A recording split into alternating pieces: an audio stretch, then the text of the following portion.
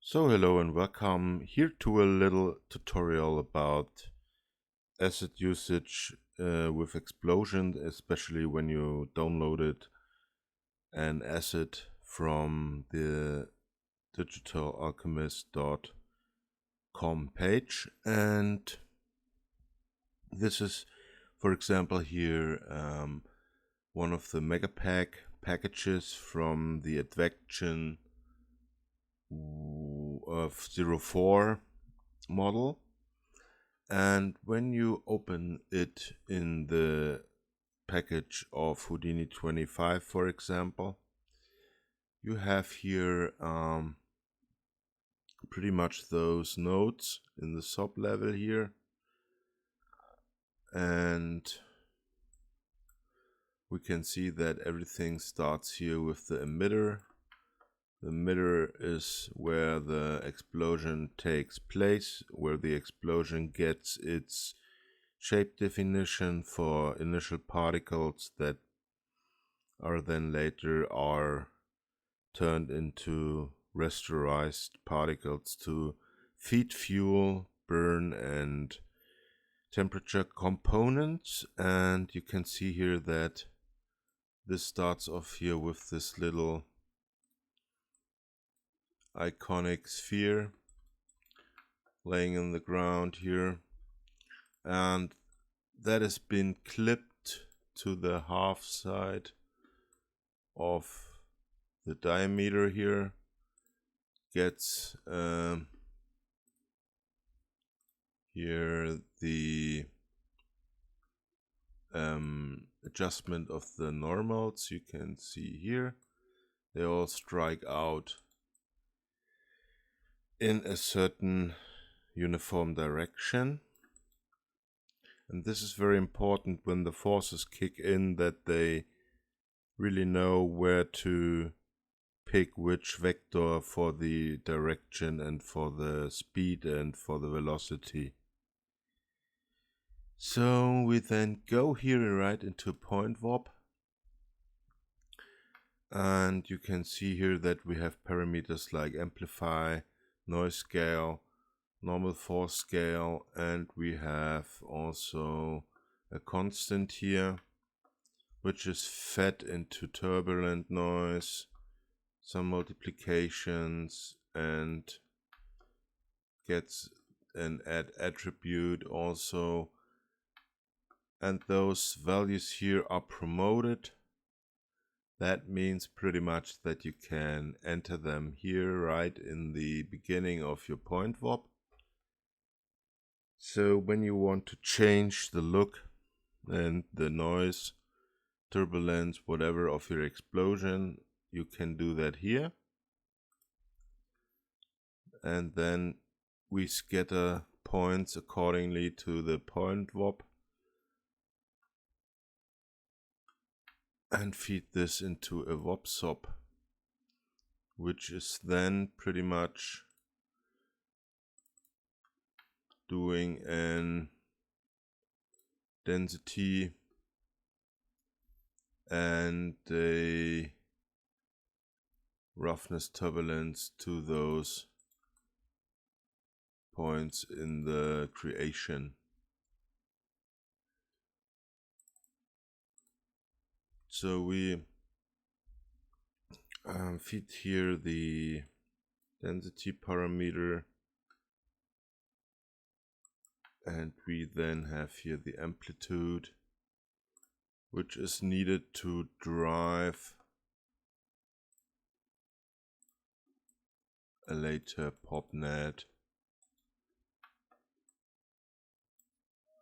which is doing its thing.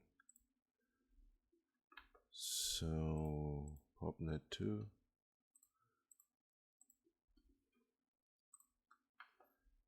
That is pretty much just merging everything together, where we see that the grid has also its normals here pointing in the y direction. And what you then do is going to the geometry output, and this advection is pretty much doing the initial push-up of the forces like density and velocity and the temperature. This is going to cache out on disk, and you can see here that this has been cached out here.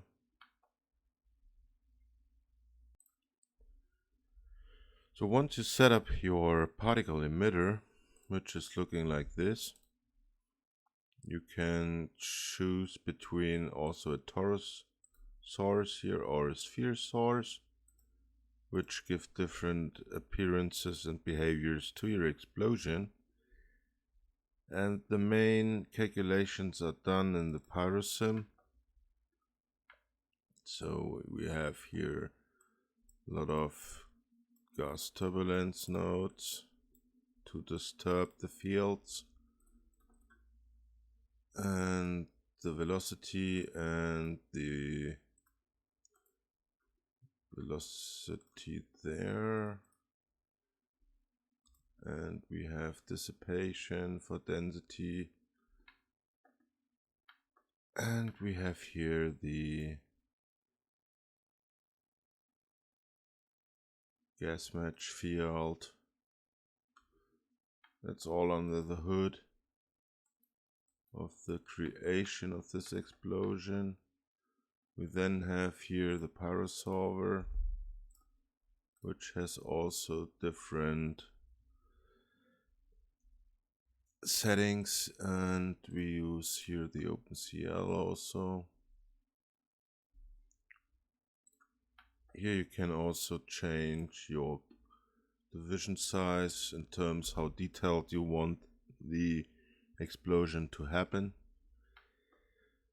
And we have here also the resize container, which takes care if our domain here becomes way too big.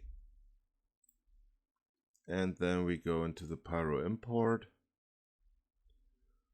In the Pyro import fields, there we gonna import the DOP network, which means the dynamic operator, which is this one here. This is a DOP network, and this is also going to get cached out and is then read back from our file node here into the volume visualization. And when this is all happening accordingly to the settings, you get something like this. You can see here that our explosion is taking place and rising up like a big plume. So what you can do then to make this more apparent is to use a Pyrobake volume.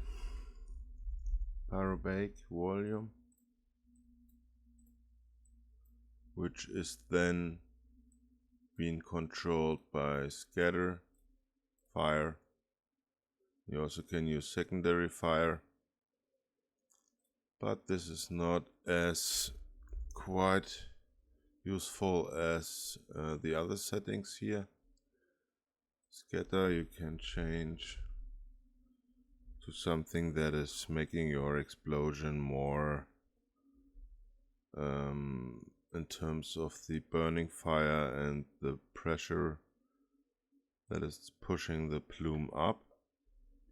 So what you then can do is we have here our MadNet Pyro shader, and we can jump right into this Pyro shader here and hit tab and hit XP for the XPU Pyro. Then you're gonna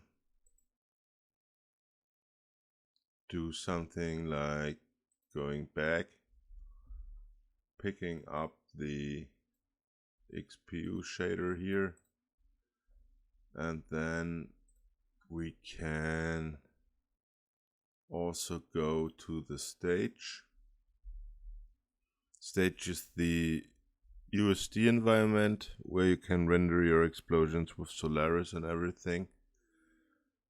So we're gonna set up here a little network, and we have here the Pyro bake volume, and this can be turned off. So let's make a reference now, like something for out Solaris. So then we go back to the stage and we make a scene import. Then we pick up our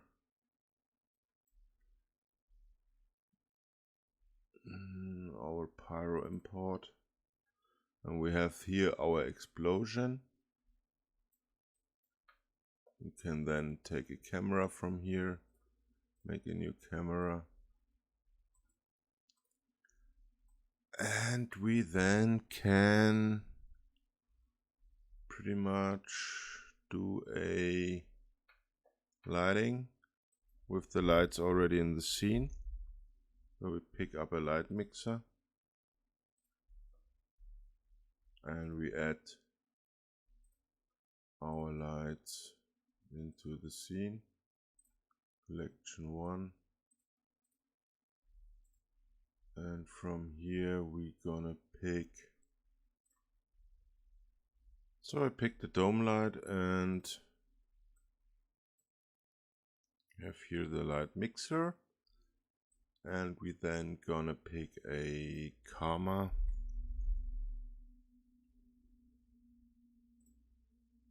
in the standard settings, and we check XPU, and we check here karma XPU, and let's see what we get. As we can see, only the density is referenced, and we're gonna pick a material library, put this right under the light mixer, and then we go here to the Pyro import, Pyro bake, pick our karma preview, make sure that this is here referenced, and we go back to stage, pick down our karma XPU material right inside. Let's hire the skitter and the fire, and let's restart the render. So after we made the material library with the karma material here, we hook up a assign material node, and this material node that we're gonna switch here from this pull out to Solaris to get the Solaris environment. And we have then here an assign material node where we can pick from our scene graph here our Pyro import volume. This volume we drag right on top the primitive selection, and we're gonna hit then here this little arrow, and we pick from the material the karma. Don't go here inside, put the material here, apply OK, and we go to the karma settings, and we now can play pretty much with the values of the karma XPU Pyro preview material. So let's do some fire inserts. You can see here quite a lot. Then we can play with the intensity. We can raise up the smoke also, and then we get our explosion rendered in Karma XPU. And we can make settings also to here the scattering, which makes it more glowing from the inside. We then can change the fire, maybe a bit more smoke if you want to make it more dramatic, and something like that. And then we can also put in, this is what I always like to do, is a Karma physical sky, is it not? But a Karma dome light. And this gives us some interesting daylight for explosions that happening outside. So something like that. Here we have this and XPU. Okay, then we can put in here also a light map.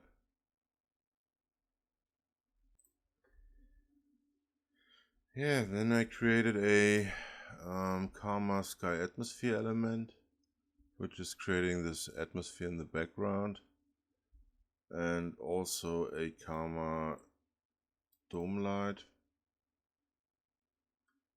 And it's always important to play here with the values in your XPU Pyro preview shader. Makes always a difference. Also to turn off mask, to mask out the certain areas. And as you can see, it's already taking shape here in the Solaris rendering.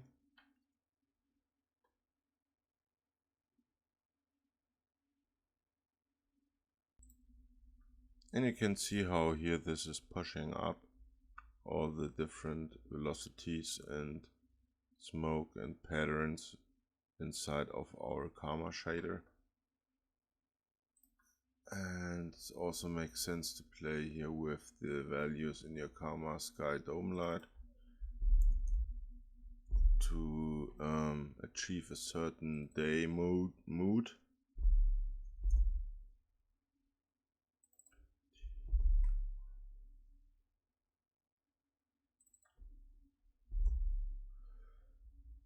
So depending on the shot you are doing, you can reference your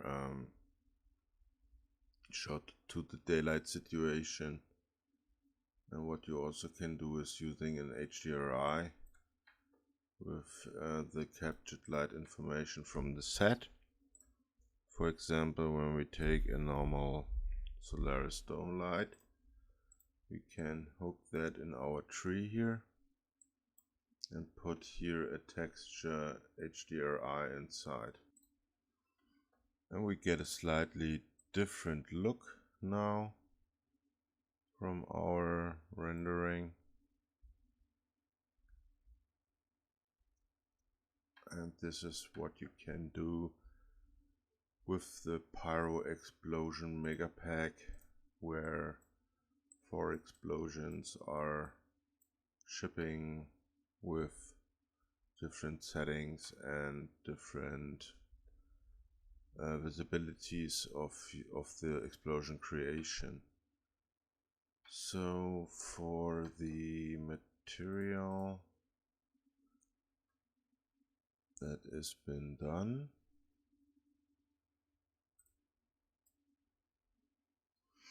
so I hope you learned something here and it was helpful for your future productions. And if you have any questions, don't hesitate to write me in the comments or to my email.